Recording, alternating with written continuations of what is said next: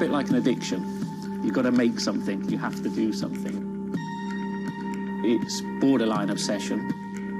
And every bike we build is my favourite bike at the time, and as soon as it's done, I want to build another one.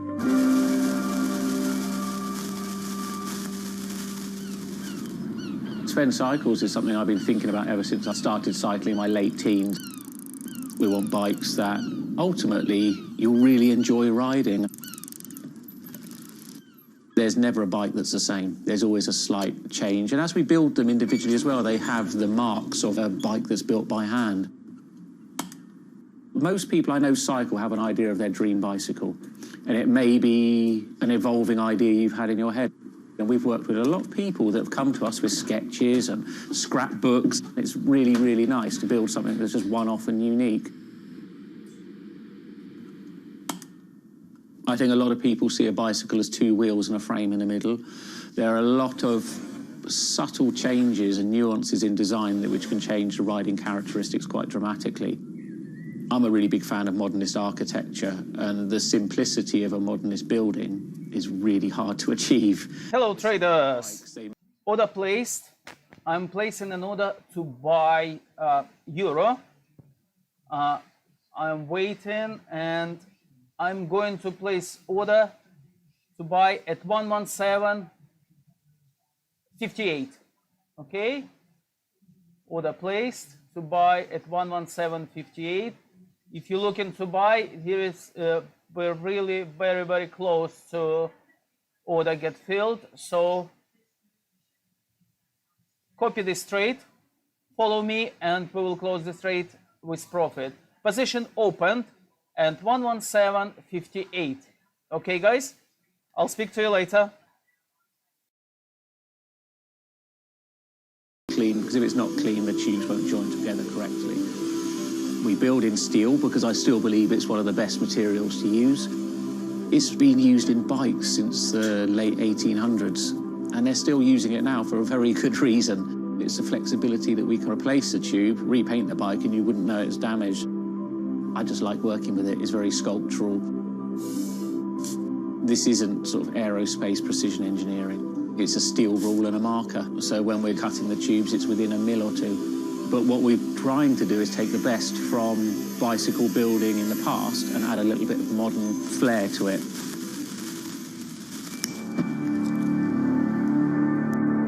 There's various techniques for building bicycles. We do a thing called fillet brazing, where you connect a pipe together. We use a bronze rod and a flame. We heat the tubes up to the same temperature, and we fill the joint with bronze. And it gives a very, very sort of fluid, lovely, sort of quite sculptural feel. You've got to practice. You've got to be able to judge material temperatures. You've got to just look at it, and you just get a feel for it. It's a stage where your tubes start to look a bit like a bicycle. My father's a jeweller.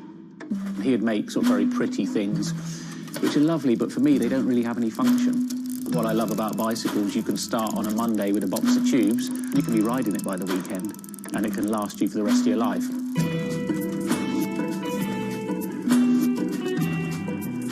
Outside of the frame and forks, the other most important part is the wheels and tyres.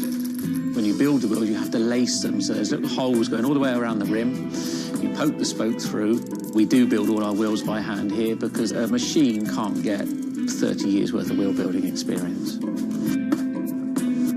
Colour is very, very personal. With any of our bikes, you can have them painted whatever colour you want. We've matched one to a teapot, so we can get that scanned and we can match that, or someone's favourite item of clothing. I like to let the bike sit for 4 or 5 days minimum, just so the paint can have time to cure a little bit, and then we assemble it. We get out all the new components, and it's a case of putting them together. Some bikes you can assemble in 3 hours, some will take 3 days. And we've built bikes that cost in the £10,000 plus mark. Some people, they're saving up and this is their bike and they're going to own it for the rest of their lives. So we just want to make sure they get the right thing.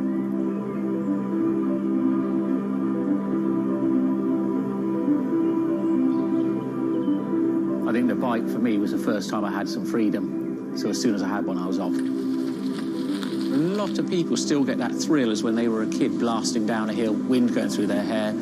It's fun. Everyone has their favourite jacket or something that just makes them feel good. If you've got a bike that fits well, you actually feel part of it. Building bicycles as a creative outlet is fantastic. It's not something you do because you're going to get a big paycheck at the end of the day. You do it something you have a passion for it.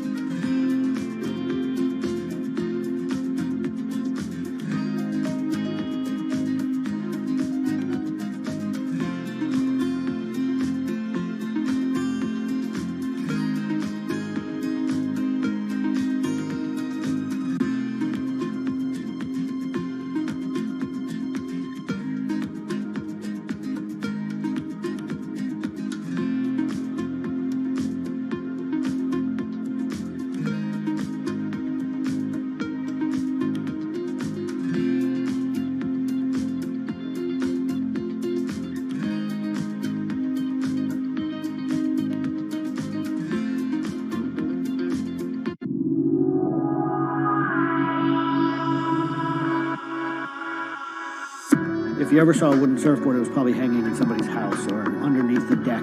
But kind of in the last 10 or 15 years, wood has made a big comeback. They surf wonderfully. It's beautiful and it feels great to be on one of them.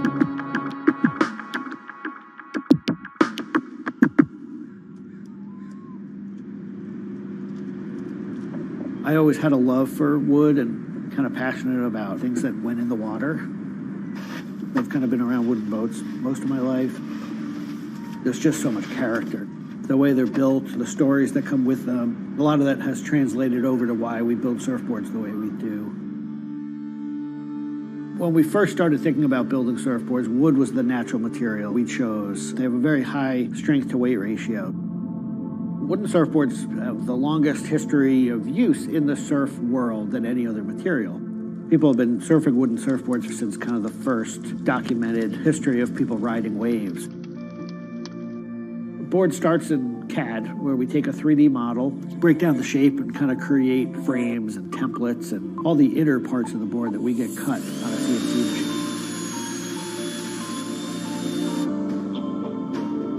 We take those frames and we just pop them out, assemble the frame into kind of a skeleton. We go out to our lumber shed, pick a bunch of cedar, and bring them into our mill shop, put glue along the edges, clamp it all together into a panel. Everything's book matched. You have symmetry in the colors and texture of the wood. Cut your outline. Take our assembled frame, gently put it down right on top of the plank.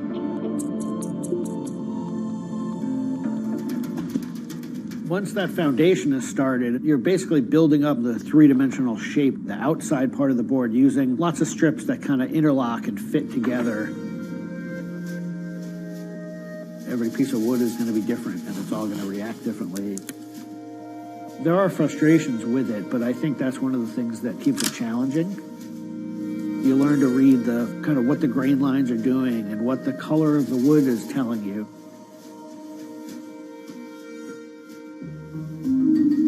Once those rails are cleaned up, we put our top planks on. It's a little bit like putting a lid on a box. It's like, this is it. Whatever's inside that board is staying inside that board. And by tensioning some rope, you can clamp the two together. It's like a time capsule.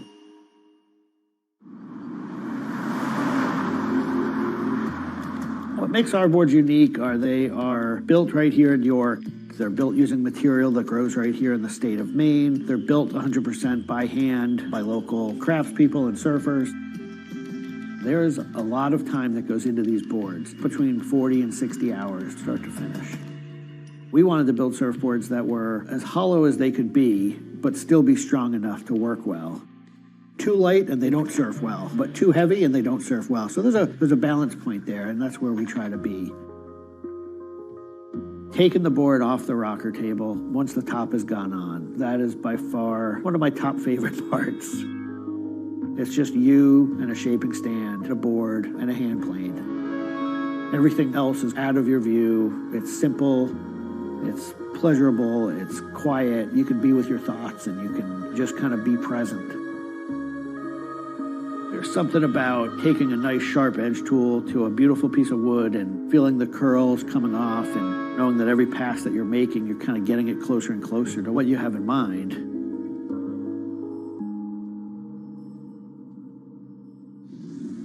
Once we've shaped it down and the board's looking like it's supposed to look like, time for it to go into the glassing room.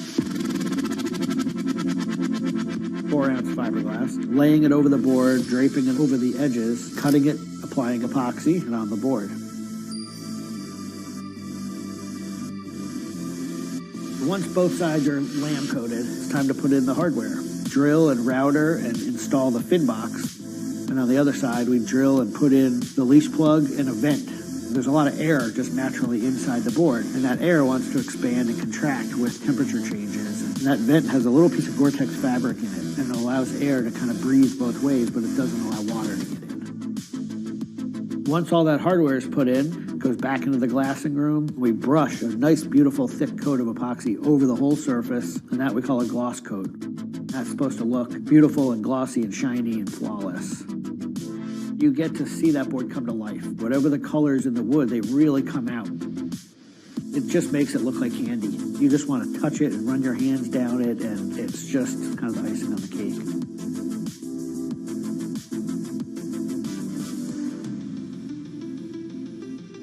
Once everything is hard, we put it into what we call the oven, get that epoxy to cure, really kind of bake it, and just get it to harden. Put in the fin, screw in the vent, and ship it out.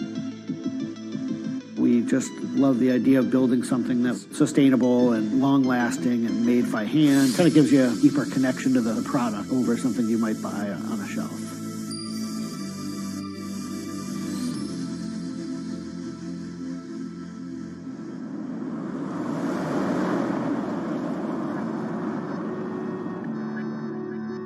When a customer gets the board, they feel it. They 100% feel the amount of work and the amount of passion that went into the board. So I'm not really looking at hours and efficiency. We're looking at like doing it right and enjoying it as we go.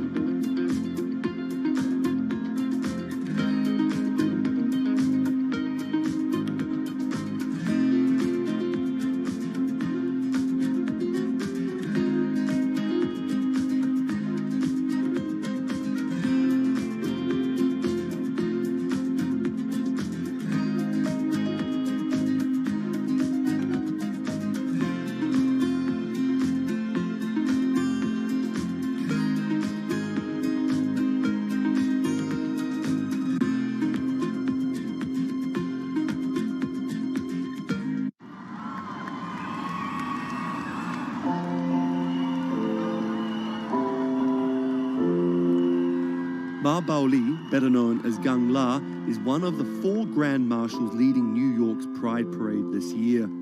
But in the country he comes from, being gay is still a social taboo. The CEO of a Beijing-based internet company is on a mission to improve the lives of millions of gay men in China. 对于每一个 LGBT 人群来说，即使这个国家不允许你跟同性爱人结婚，但是你仍然要勇敢地去选择你自己的生活，你仍然应该拥有幸福生活的权利。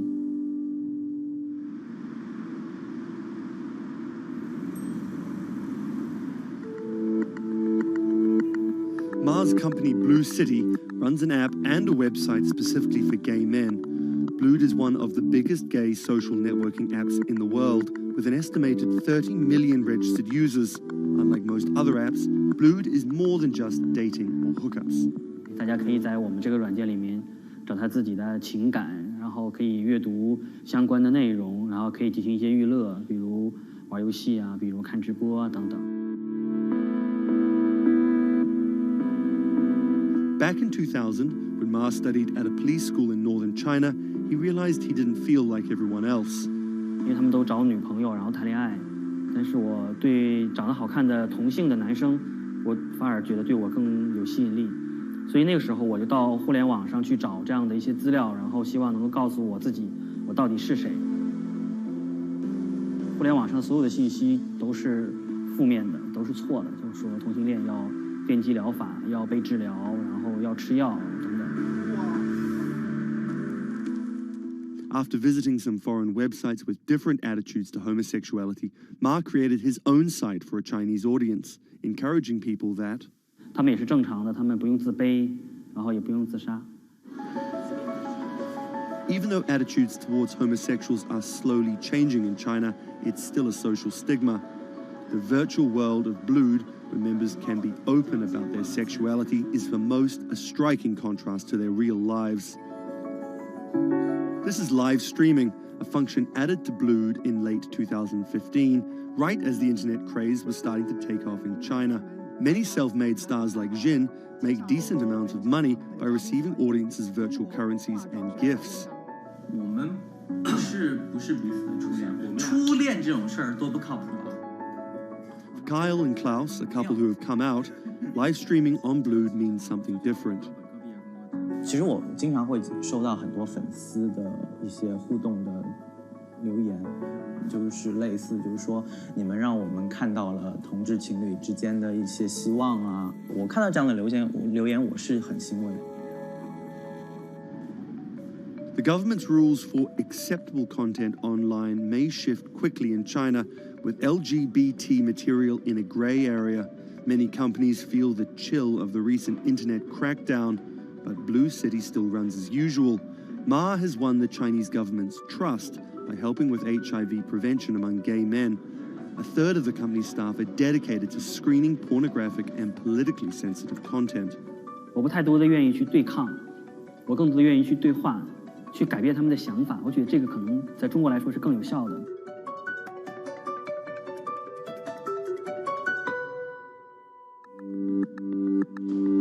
In the past 5 years, Blue City has grown from a team of 7 people to a promising business with about 250 staff.